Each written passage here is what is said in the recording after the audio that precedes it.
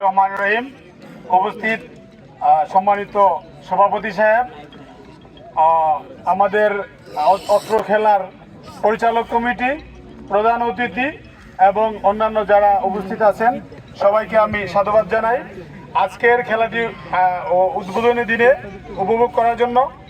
আমি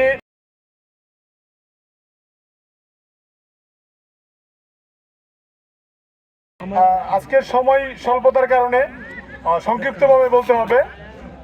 আমি প্রধান অতিথি যা বলছে, প্রধান অতিথির কথাগুলো অত্যন্ত সুন্দর ছিল। আমি একটাই কথাই বলতে চাই, খেলাধুলা মানুষকে মন প্রফুল্ল করে, খেলাধুলা মানুষকে ভালো রাখে, খেলাধুলা মানুষকে অন্যান্য কুৎসিত কাজ থেকে বিরত রাখে।